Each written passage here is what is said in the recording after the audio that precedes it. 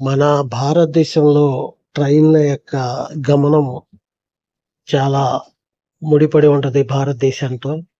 ఎందుకంటే ఇక్కడ ట్రైన్లు మనం చూస్తే ప్రజలు రవాణా, మరి సరుకు రవాణా కోసం ఎక్కువగా ట్రైన్‌ని ఉపయోగిస్తూ ఉంటారు భారతదేశంలో.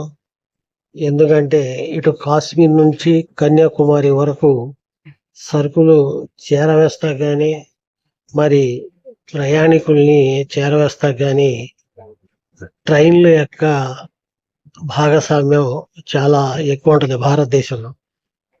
ఇది పట్టాలు మనకి ఇక్కడి నుంచి బయలుదేరింది అంటే కాశ్మీర్ నుంచి కన్యాకుమారి, కన్యాకుమారి నుంచి కాశ్మీర్ వరకు ప్రతి రాష్ట్రాన్ని కలుపుకుంటూ ఇవి వెళ్తా ఉంటాయి. రైళ్ల యొక్క గమనం మనం గమనిస్తూ వస్తే ఇది స్వాతంత్రం రాకముందే మనకు వీటి విలువ బాగా తెలిసొచ్చింది. అప్పుడు స్వాతంత్ర పోరాటం చేసిన మహానుభావులు మహాత్మా గాంధీ కూడా ఎక్కువగా ట్రైన్‌లోనే ప్రయాణం చేసి ఆయన ఎక్కడ చేరాలో అక్కడికి తన గమ్యాన్ని చేరేవాళ్ళు. ఇంకా ఈ ట్రైన్‌ని చూడండి ఎలా ఉందో. నేను లెక్క పెట్టలేదు గానీ, లెక్క పెడితే దగ్గర దగ్గర ఈ ఒక 200 పెట్లు ఉండొచ్చు. ఇంకా ఎక్కువే ఉండొచ్చు అనుకుంటున్నాను. ఎందుకంటే ఇది చూడండి ఎంత బారుందో. ఆ చివరి నుంచి ఈ చివరికి దీనిలో బొగ్గు రవాణా చేసే ట్రైన్ అన్నమాట ఇది. ఈ ట్రైన్‌లో బొగ్గు రవాణా చేస్తున్నారు.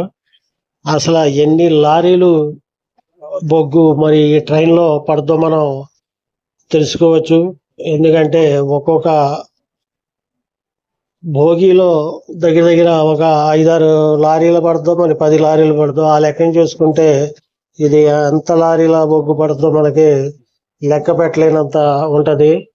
ఎక్కువగా ట్రైన్స్‌లో మనకి రవాణా చేయడానికి బొగ్గు, ఇనుము, సిమెంట్ రాయి, మరి ఎటువంటి ఐటమ్ అయినా మిల్లర్స్‌కి పనికొచ్చేది. భారీ ఎత్తున మనం రవాణా చేయాలంటే రైలే మార్గం మనకి. ఎందుకంటే భారతదేశం అంతా విస్తరించి ఉన్న రైలు మార్గాన్ని మనం బ్రిటిష్ కాలం నాటి నుంచే చూస్తూ ఉన్నాం.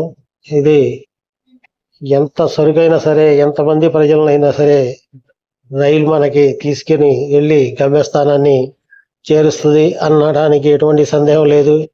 చూడండి ఈ చివరి నుంచి దీని మూతి ఎక్కడుందో, దీని తోక ఎక్కడుందో మనకి తెలియట్లేదు.